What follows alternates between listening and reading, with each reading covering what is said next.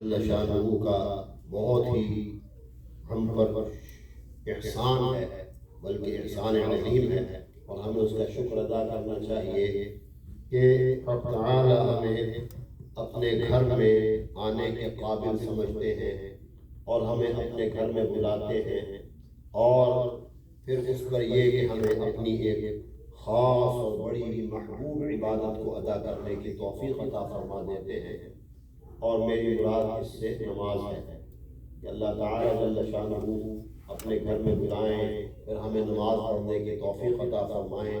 یہ ایک بہت بڑا احسان ہے اللہ جل شانہ کا ہمارے اوپر، اور ہمیں اس پر شکر ادا کرتے رہنا چاہیے، کیونکہ یہ بات بارہا عرض کی جا چکی ہے کہ جتنا ہم شکر ادا کریں گے اللہ تعالیٰ اپنے انعامات میں اتنا ہی اضافہ فرمائیں گے۔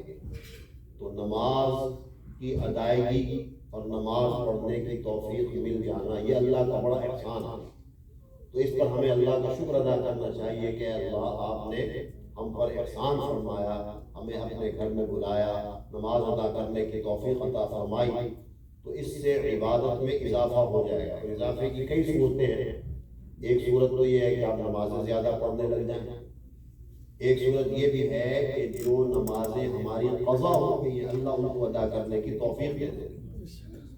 یہ بھی تو نعمت ہے نا کہ آپ نے شکر ادا کیا کہ اے اللہ آپ کا شکر ہے کہ آپ نے مجھے اپنے گھر میں بلایا، احسان فرمایا میرے اوپر، اور مجھے نماز ادا کرنے کی توفیق دی۔ اب اس شکر کے بدلے میں ایک صورت یہ بھی اللہ تعالیٰ کے احسان کی ہو سکتی ہے، کیونکہ اللہ کا وعدہ ہے وَلَوْ تَأَذَّنَ رَبُّكُمْ لَئِن شَكَرْتُمْ لَأَزِيدَنَّكُمْ۔ اللہ تعالیٰ فرماتے ہیں کہ تمہارا رب یہ اعلان کرتا ہے کہ اگر تم شکر کرو گے تو لَأَزِيدَنَّكُمْ، میں اپنی نعمتیں تم پر بڑھا دوں گا، ضرور بڑھا دوں۔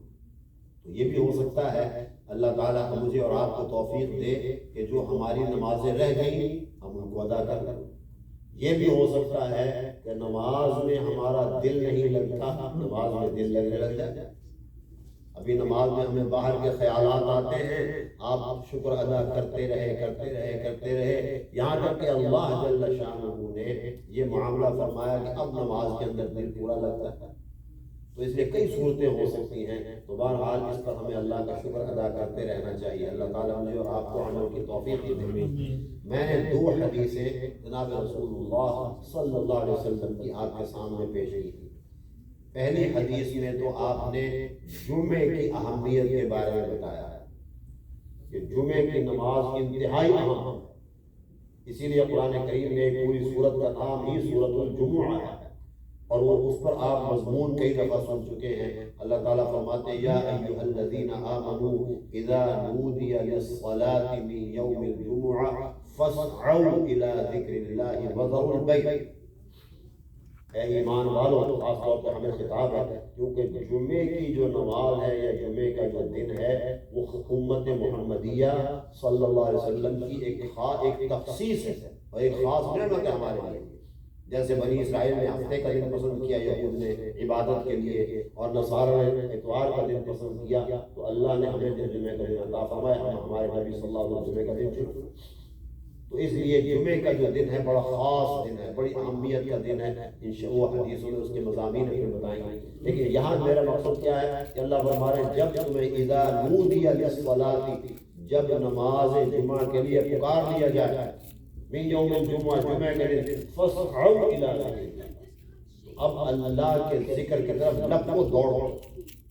یہ نہیں کہا چل کے چلو بس، اب ایک ہی دھن، یعنی مراد یہ ہے کہ اذان سن لینے کے بعد، اذان ہو جانے کے بعد ایک ہی دھن ہونی چاہیے کہ مسجد فاسعوا الی ذکر اللہ۔ اس تو نماز تو جمعے کی اذان سننے کے بعد پکارنا یہی ہے، مرادی اذان دے دی جائے اذا نودی للصلاۃ من یوم الجمعہ، جب اذان دے دی گئی اب بس نکلو فاسعوا الی ذکر اللہ۔ اور دوسرا حکم کیا؟ وذروا البیع، خرید و فروخت بند کر، وذروا البیع، چھوڑ دو۔ تم کتنے بھی بڑے بزنس مین ہو، تمہاری کتنی ہی آمدنی ہو رہی ہے، جب اذان سن لی بس لاک کا لگا دو اذان کو، وذروا البیع، بس اب اللہ کا حکم آ گیا، اب خرید و فروخت بند کر دو۔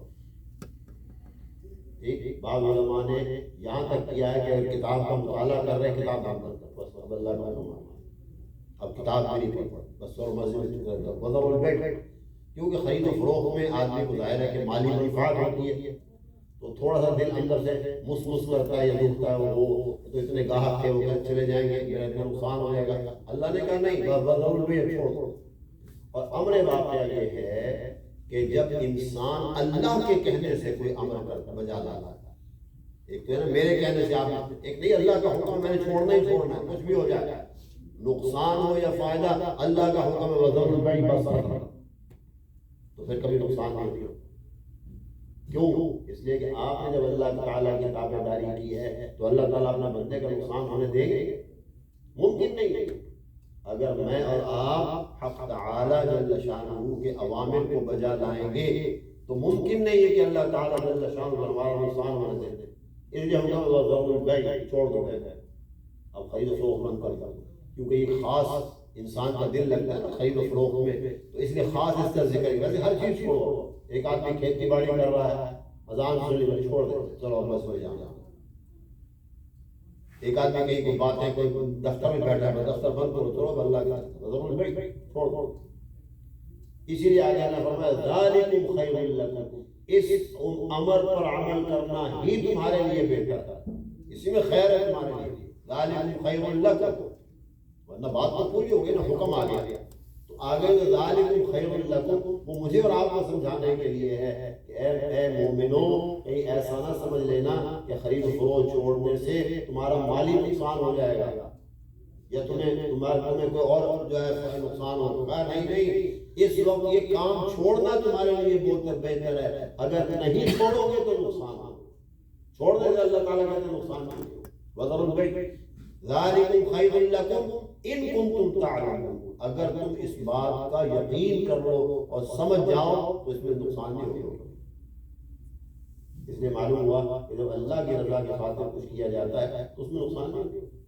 میں نے ایک واقعہ سنا ہے، واقعے میں سچائی نظر بھی آتی ہے کہ ایک غیر مسلم جدے میں رہا کرتا تھا، جدہ کا، تو وہ نیا جب گیا تو اس نے دیکھا، ایک جگہ گیا تو اذان ہوئی تو وہ شٹر ڈاؤن ہونے لگا، بتیاں بند کرو۔ اب اس نے ایک دفعہ دیکھا کہ 25 آدمی مال جس دکان میں کھڑے ہوئے ہیں، تو شٹر آف کر دے گا تو تفضل بعد الصلاۃ، اب نماز کے بعد آنا، وہ سارے آدمی چلے گئے۔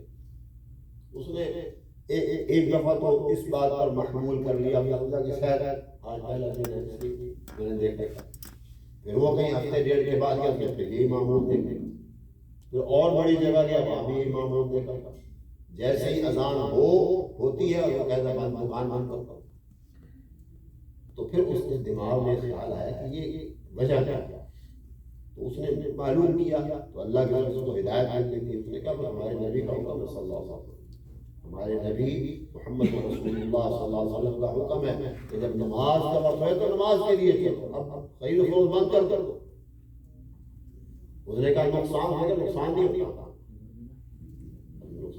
تو وہ آدمی صرف یہ دیکھ کر کہ مسلمان اس حکم پر عمل کرتا ہے، مسلمان ہو گیا، اس کے لیے یہ ہدایت کا ذریعہ بن گئی۔ تو اس لیے اللہ تعالیٰ کے احکامات کو بجا لانے میں کبھی نقصان نہیں ہوتا، فائدہ نہیں ہوتا۔ جب آپ اس پر عمل کریں گے آپ کو بھی فائدہ ہوگا اور جو غیر مسلم ان کو بھی فائدہ ہوگا۔ اگر وہ بھی تو اپنے اعتبار کا کاروبار بند کرتے ہیں، کبھی انہیں شکایت کی بڑا نقصان ہوتا ہے۔ ہاں جو ضروری چیزیں ضروری امور ہے وہ ٹھیک ہے کہ بھائی دوا چاہیے، کوئی دواؤں کی دکان کھلی ہے، کوئی ڈاکٹر 2-4 بیٹھے ہو، ٹھیک ہے، لیکن اوور آل ایک چھٹی ہے۔ تو اس لیے کبھی تو اللہ تعالیٰ نے کہا ذالکم خیر لکم ان کنتم تعلمون، پھر فرمایا فاذا قضیت الصلاۃ، اب جب نماز ادا کر لی گئی، اب اللہ نے فانتشروا، اب پھر تم زمین میں رزق کی تلاش کے لیے پھیل جاؤ، اب اس میں تمہیں فائدہ ہوگا۔ یہ نہیں کہ مطلب بند کر دیا بند کر دیا، فانتشروا پھر وابتغوا من فضل اللہ، اور اللہ سے روزی مانگو، اللہ کے رزق کو تلاش کرو۔ وابتغوا من فضل اللہ، اللہ کے رزق کو کیا کرو؟ تلاش کرو۔ اور پھر کہا واذکروا اللہ کثیرا، لیکن دیکھو کاروبار پہ کھڑے ہوئے بھی اللہ کو نہ بھولو، اللہ کا ذکر کرو، اللہ اللہ لا الہ الا اللہ، جو بھی کثرت سے کرو، لعلکم تفلحون، اللہ تعالیٰ اس میں کامیاب کرے گا۔ تو معلوم ہوا کہ ذکر اللہ کی ایک برکت یہ بھی ہے کہ اگر آپ جس پہ کھڑے ہوئے اللہ کا ذکر کریں گے تو اللہ کو رحمت ڈال دیں گے۔ دوبارہ اب اسی جمعے کے بارے میں ایک حدیث ملانا ہے۔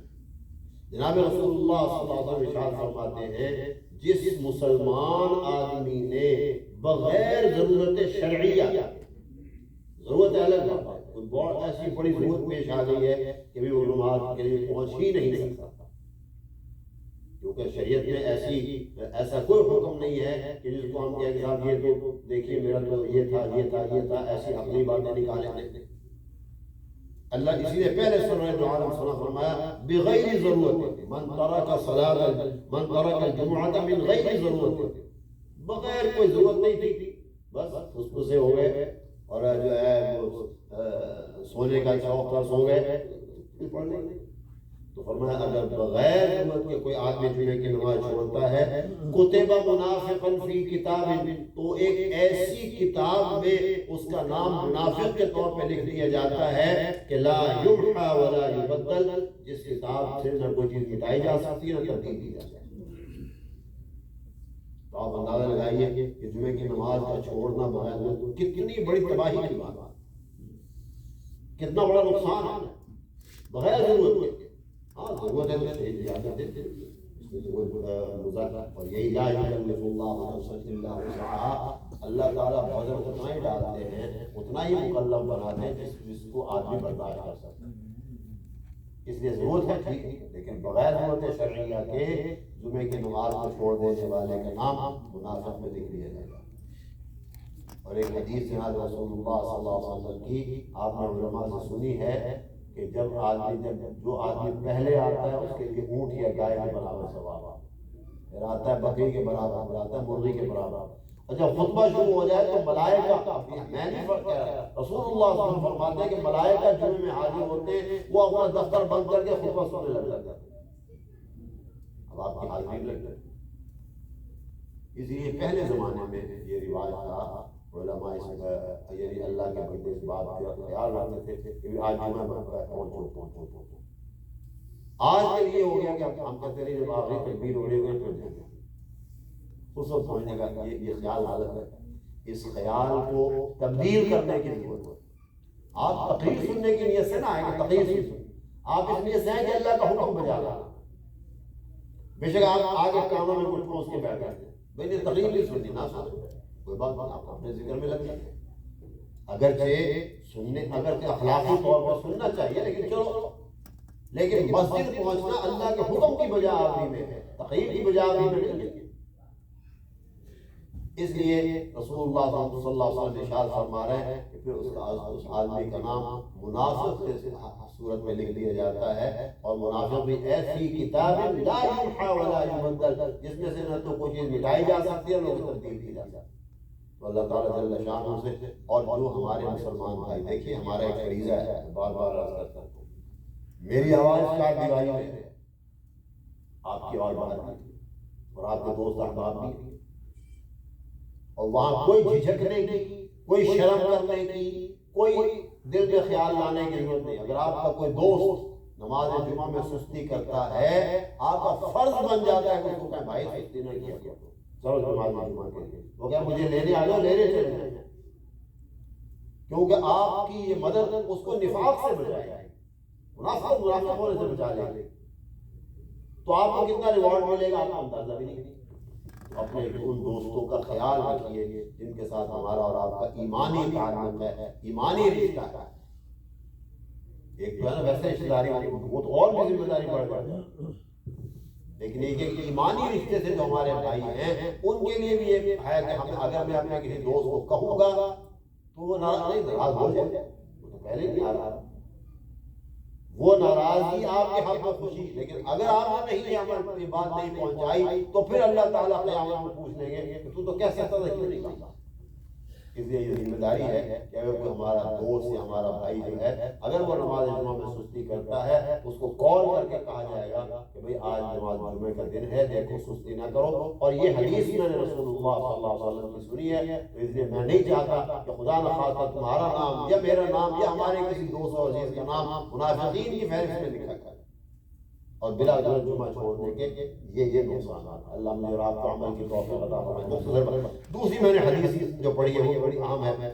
فرمایا رسول اللہ صلی اللہ علیہ وسلم نے جو اللہ تعالی سے شہادت مانگتا ہے کہ اللہ مجھے اپنے راستے میں شہادت نصیب فرما، لیکن ایک صدق دل سے، اوپر زبان سے نہیں رہتا، صدق دل سے یہ مانگتا ہے کہ یا اللہ مجھے اپنے راستے میں شہادت کی توفیق عطا فرما، میرا دل چاہتا ہے کہ میں آپ کے راستے میں شہید ہو جاؤں.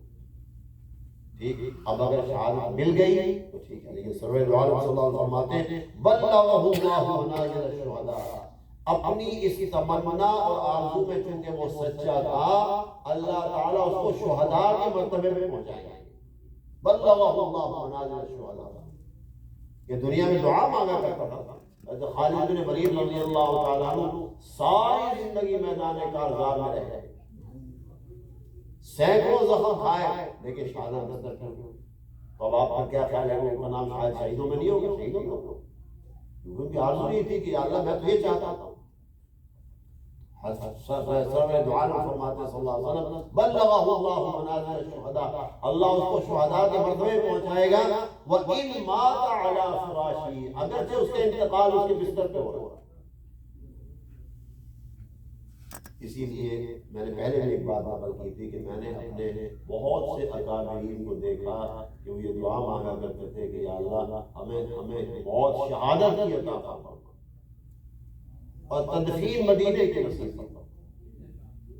اب ظاہر مدینے میں تو دفن نہیں ہوئی، کہیں اور دفن ہوئے، لیکن ہو سکتا ہے کہ اپنی اس نیت کی وجہ سے، اپنے اس سوال کی وجہ سے، اپنی اس آرزو اور تمنا کی وجہ سے قیامت کے دن اللہ تعالیٰ کو مدینے سے اٹھانا، کیونکہ تم تمنا کیا کرتے تھے لہذا ہم نے تمہارا شمار اہل مدینہ میں کیا، ہم یہاں سے اٹھا رہا. اسی طریقے سے جو آدمی شہادت کی تمنا رکھتا ہے لیکن بھی صدق سچی نیت کے ساتھ، کیونکہ نیت اگر سچی نہیں پھر جھوٹ بول رہا تو نفاق ہے، یہ کہہ کچھ رہا ہے دل میں کچھ ہے. تو اگر صدق دل سے یہ دعا مانگتا ہے کہ یا اللہ مجھے اپنے راستے میں شہادت کی موت نصیب فرما، رسول اللہ صلی اللہ علیہ وسلم فرما رہے ہیں بلغہ اللہ منازل الشہداء، اللہ تعالیٰ اس کو شہداء کے مرتبے پر پہنچائیں گے. وَإِن مَاتَ عَلَى فِرَاشِهِ، اگر کہ اس کا انتقال اس کے بستر پہ ہو. تو کتنی بات ہے، ہر نماز کے بعد دعا کر لیا، کون سے اس میں کوئی جو ہے پیسے خرچ کرنے پڑے گا. یا اللہ دل چاہتا ہے کہ میری شہادت آپ کے راستے میں، آپ کے راستے میں نکلا ہوں، شہادت ہو جائے. تو پھر اگر گھر کے بستر میں بھی انتقال ہوا تو اللہ تعالیٰ شہید بھی اٹھائیں گے. جیسے ایک حدیث میں یہ بھی آتا ہے نا کہ ایک آدمی نے قرآن کریم حفظ کرنا شروع کیا، ابھی ایک سورت یاد کی بھی انتقال ہو گیا. تو حدیث میں آتا ہے قیامت میں اللہ تعالیٰ اس کو حفاظ بنائیں گے، ایک فرشتہ اس کے لیے مقرر کر دیا جائے گا اس کو حفظ کراؤ. اور ظاہر ہے کہ یہاں کے مقابلے میں جنت میں جا کے ذہن تیز ہو جائے گا، حافظے کی قوت، ہر چیز کی طاقت بڑھ جائے گی، خود انسانی قوت بڑھ جائے گی. تو انسان کی آج طاقت ہے کہ 300-400 مردوں کے برابر چلی جائے گی. تو جب وہاں ہر چیز کی طاقت میں اضافہ ہوگا تو ذہنی قوت بھی بڑھ جائے گی. جو سبق یہاں گھنٹے میں یاد کرنا ہے وہ منٹوں میں یاد کرے گا. تو لہذا اس کا جو شمار ہے وہ حفاظ ہے. اس لیے اللہ تعالیٰ سے دعا کرنی چاہیے. اور یہ کوئی مشکل بات نہیں، نیت کرے آدمی 1-1 2-2 4-4 10 جتنی لائنیں یہ نیت کر لے کہ اللہ میں نے حفظ کرنا، پھر لگ جائے. پورا ہو گیا تو ٹھیک، نہ ہوا درمیان میں بھی چلا گیا کہ قیامت میں اٹھے گا حفاظ میں. اور چونکہ اللہ تعالیٰ کی رحمت تو بڑی وسیع ہے. ایک میں نے واقعہ پڑھا اسی وسعت رحمت پہ کہ ایک آدمی کا انتقال ہو گیا. اس کے کسی دوست نے مرنے کے بعد کچھ عرصے کے بعد مہینے 2 کے بعد خواب میں دیکھا بیچارہ بڑی کنڈیشن ہے. اعمال میں کچھ ایسے تھے وہ جانتا بھی تھا، اعمال میں کچھ ایسے بڑا دکھ ہوا کہ دیکھو ہمارا دوست آدمی سے چلا گیا لیکن یہ کام کرتا تھا. تو دیکھو اس کو دکھا دیا اللہ تعالیٰ. پھر 1-2 ماہ گزرے تو کیا دیکھا کہ وہ جنت میں پھر رہا. اس کو بڑی حیرانی ہوئی یہ جنت میں کیا ہوا. خیر ہے تو اس نے اس سے پوچھا کیا معاملہ ہوا ہے تم میں سے دیکھ. تو اس نے کہا مجھے پتہ نہیں ہے لیکن ایک دن فرشتے آیا ہے اور انہوں نے مجھے پکڑا اور لے جا کے میرے کو ڈالا. تو کہتے ہیں کہ میں نے فرشتوں سے پوچھا کہ یہ کیا اچانک یہ تبدیلی کیوں آ گئی؟ کہنے لگے اللہ تعالیٰ کا حکم تھا، اور حکم اس لیے ہوا کہ جب میں مرا تھا تو میری بیوی حاملہ تھی، اب بچہ پیدا ہوا. جب وہ پڑھنے کے قابل ہوا تو اس نے جب بسم اللہ الرحمن الرحیم پڑھا تو اللہ تعالیٰ نے فرمایا کہ میرا بچہ میری ایک بندے کا بچہ مجھے رحمان پکارا، اس کا باپ جہنم میں. تو اللہ تعالیٰ کی رحمت کو جوش آیا اور اس کو جہنم سے نکال دیا. اللہ تعالیٰ کی رحمت بڑی وسیع ہے. یہ گمان نہ کرے کہ کیسے ہو سکتا ہے، ایک آدمی نے حفظ کیا ہی نہیں اور وہ فاضل میں شمار ہو. اللہ تعالیٰ قادر مطلق. اللہ تعالیٰ سے دعا ہے کہ اللہ تعالیٰ ہمیں اور آپ کو ایک جمعے کی نماز کی پابندی کی توفیق اسی طرح عطا فرماتے رہے، اور دوسرا یہ کہ اللہ تعالیٰ ہم سب کو اپنے راستے میں شہادت کی موت عطا فرمائے. سبیل اللہ، اللہ ہمیں رات کو عمل کی توفیق نصیب فرمائے. دو حدیثیں میں نے دیکھی ہے. ایک کتاب پڑھی ہم نے پڑھی تھی عربی میں ہے، زاد الطالبین اس کا نام ہے. تو اس میں بہت ساری حدیثیں ہی ہیں، تو وہ حدیثوں کی کتاب چھوٹی چھوٹی میں پڑھائی جاتی تھی. اللہ تعالیٰ عمل کی توفیق عطا فرمائے. بسم اللہ الرحمن الرحیم. یہ کتاب امام غزالی کی تبلیغ دین ہے. تو بات یہ چل رہی تھی کہ زبان کے متعلق جو گناہ ہیں ان کو زبان کو سے بچانے کی ضرورت ہے. اس میں ایک بات یہ ہے کہ کثرت کلام، کہ زیادہ بات چیت نہ کرے. دوسری بات یہ کہ فضول گوئی سے اعتراض کرے. حضرت انس رضی اللہ تعالیٰ عنہ فرماتے ہیں کہ کسی غزوے میں ایک نوجوان شہید ہو گیا. لڑائی سے فراغت کے بعد شہیدوں کی ناشوں میں اس کی ناش بھی ملی اور دیکھا گیا کہ اس کے پیٹ پر پتھر بندھا ہوا تھا. تھوڑی دیر بعد اس کی ماں آئی اور فاقے کی حالت میں اللہ کے نام پر جان دینے والے شہید بیٹے کے پاس بیٹھ کر اس کے منہ سے مٹی پوچھی اور کہا کہ بیٹا تجھ کو جنت مبارک ہو. یہ سن کر رسول مقبول صلی اللہ علیہ وسلم نے ارشاد فرمایا کہ کیا خبر ہے، ممکن ہے کہ بے فائدہ کلام کرنے کی عادت ہو، اس لیے منہ پر مٹی لگا کے اس کو صاف رکھا. تو بہرحال اللہ تعالیٰ دکھا دے. اس سے معلوم ہوا کہ فضول گوئی کی اچھی عادت نہیں. مسلمان کو وہی بات، یہ ایک نصیحت ہے، مسلمان کو وہی بات زبان سے نکالنی چاہیے جس میں یا کوئی ثواب حاصل یا کوئی نقصان رفع ہو. آپ کو پتہ چلا فلاں آدمی کا کوئی نقصان کرنا چاہتے ہیں، آپ نے اس کو بتا دیا کہ دیکھو فلاں آدمی سازش میں شریک ہے، یا دیکھو فلاں کام سے کام نقصان ہو جائے گا. وہ بات، اور جس بات کے زبان سے نکالنے میں نہ کوئی ثواب ہوتا ہے نہ کچھ نقصان رفع ہوتا ہے تو وہ آپس اور فضول ہے، اور اس سے اعتراض کرنے کی ضرورت ہے. جتنی دیر فضول گوئی میں مشغول رہتے ہو، اگر یہ وقت ذکر الہی میں صرف ہو تو نیکی ہو اتنا بڑا خزانہ ہے. پھر بھلا خزانے کو چھوڑنا اور پتھر ڈھیلے جمع کرنا کون سی عقل مندی کی بات ہے؟ اور اگر فضول گوئی سے بڑھ کر دروغ گوئی، جھوٹ بولنے میں نوبت پہنچی اور زبان سے غیبت اور گالیاں اور فحش یعنی ایسی باتیں نکلنے لگی جن میں نفع تو درکنار الٹا دین کا ضرور نقصان.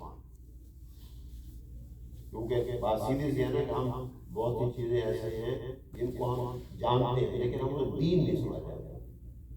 ہم کہتے ہیں ایسی ایک بات، لیکن اس میں ان باتوں سے رک جانے میں دین کا نقصان نہیں ہوگا، اور کریں گے دین کا نقصان ہوگا تب تو ایسی مثال ہوگی کہ بھرپور خزانہ چھوڑ کر آگ کے علاوہ میں جانا. اللہ تعالیٰ اپنی پناہ رکھے.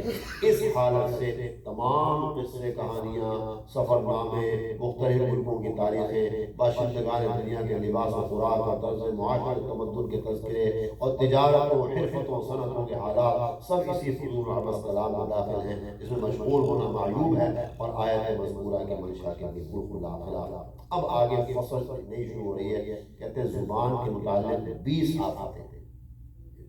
20 آفاتیں انہوں نے شمار کیے، وہ تو انشاءاللہ بعد میں بات کریں گے. اللہ تعالیٰ بہرحال ہمیں اپنے زبان کو قابو رکھنے کی توفیق عطا فرمائے. میں نے آپ کا واقعہ پہلے کبھی بتایا تھا آپ کو. ہمارے ایک حافظ صاحب تھے، وہ انارکلی میں ایک بانو بازار تھا، بتایا جا رہا وہاں ان کی عطر کی دکان تھی اور تیل کی دکان تھی. تیل بیچتے تھے اور بے خالص تھے. یہ نہیں کہ خدا نخواستہ نہیں، جیسا کبھی ایسے دھوکے بازی نہیں کرتے، یہ پکا بات. تو لوگ ان سے عورتیں بھی مرد بھی تیل لینے جاتے تھے. اچھا ان کا معمول یہ تھا کہ جب کوئی گاہک ہے تو تیل دے دیں.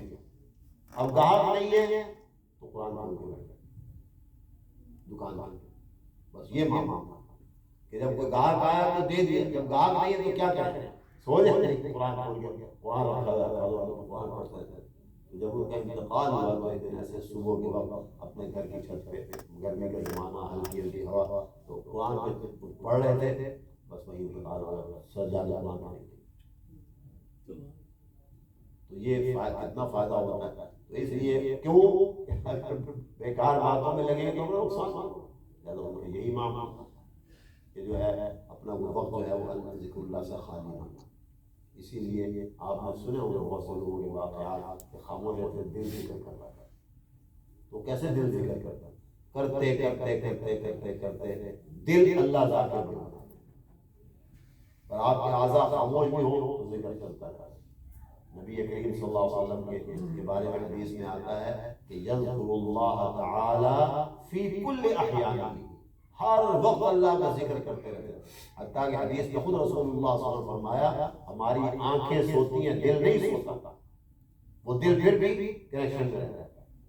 اللہ تعالیٰ ہمیں عمل کی توفیق عطا فرمائے۔ تھوڑا ذکر کر لیں پھر انشاءاللہ دعا کر لیں۔ ذکر کیا ہے؟ لا الہ الا اللہ، لا الہ میں سب کی نفی ہے اور الا اللہ میں اللہ کا اس بات ہے، اور جیسے علماء لکھتے ہیں کہ لا الہ بس ایک دفعہ نیت کر لے کہ گویا میں اپنے دل کو اللہ کے علاوہ تمام چیزوں سے خالی کروا، بس اس لیے تو لا الہ یہ نیت ہوتی ہے الا اللہ، ایک دفعہ نیت کر کے تو 100 دفعہ دھیان سے تھوڑا ذکر کر لیتے ہیں، لا الہ الا اللہ، لا الہ الا اللہ، لا الہ الا اللہ، لا الہ الا اللہ، لا الہ الا اللہ، محمد رسول اللہ صلی اللہ علیہ وسلم، لا الہ الا اللہ۔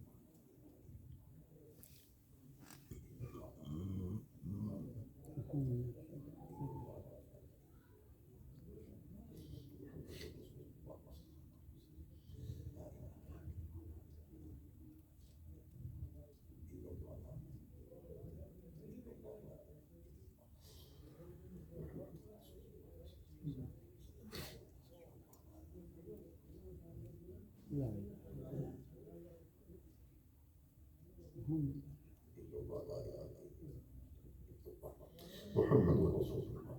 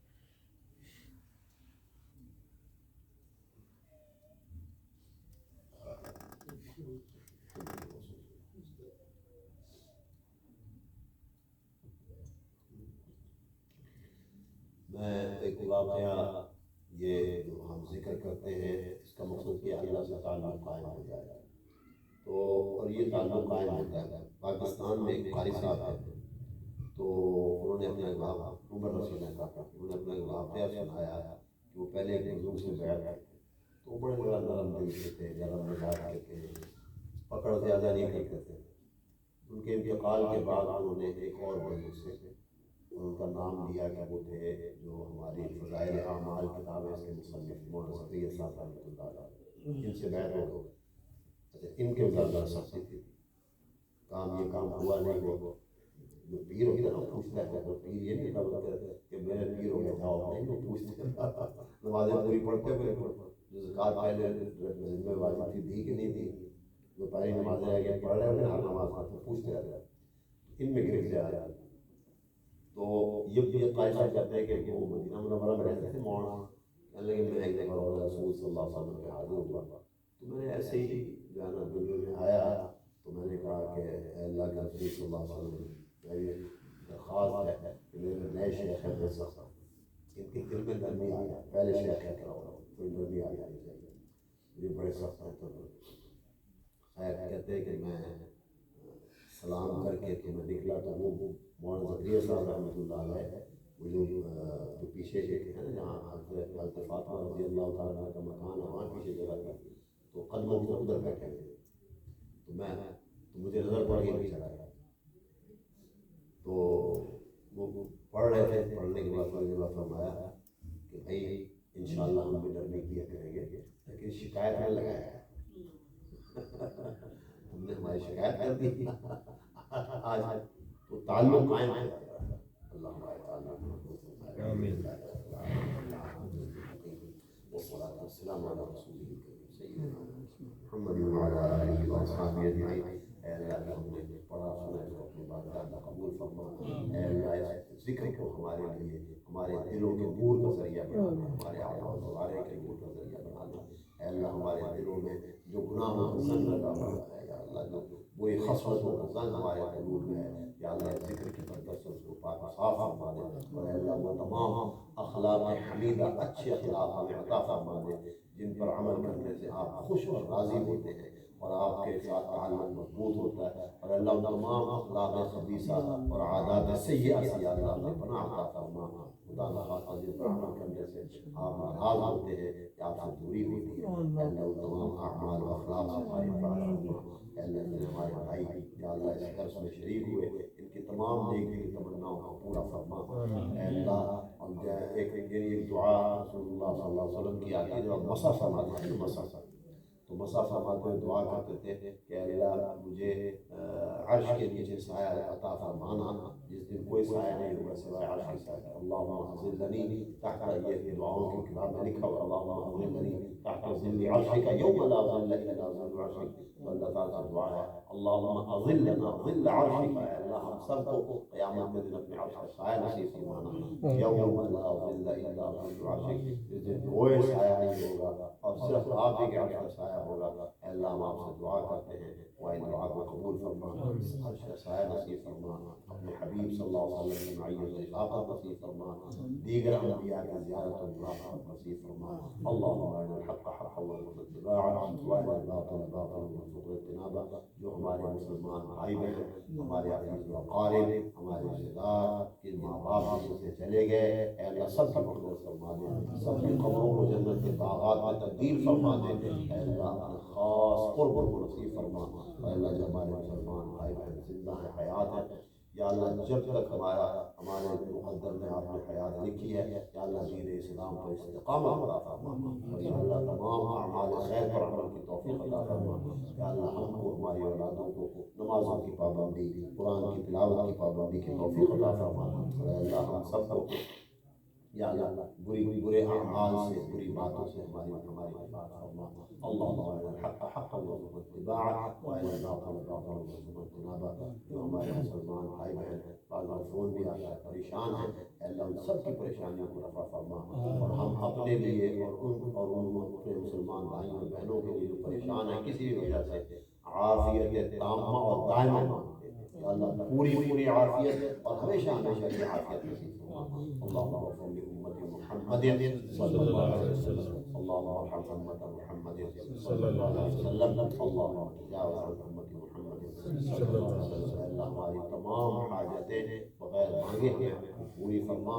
اور اللہ مخلوق کی محتاجی نہ ہمیں کبھی مبتلا نہ فرمانا. یا اللہ چونکہ آپ ہی غنی ہیں, یا اللہ اپنی محتاجی ہمیں نصیب فرما. صلی اللہ تعالی علی خیر خلقہ سیدنا مولانا محمد وعلی آلہ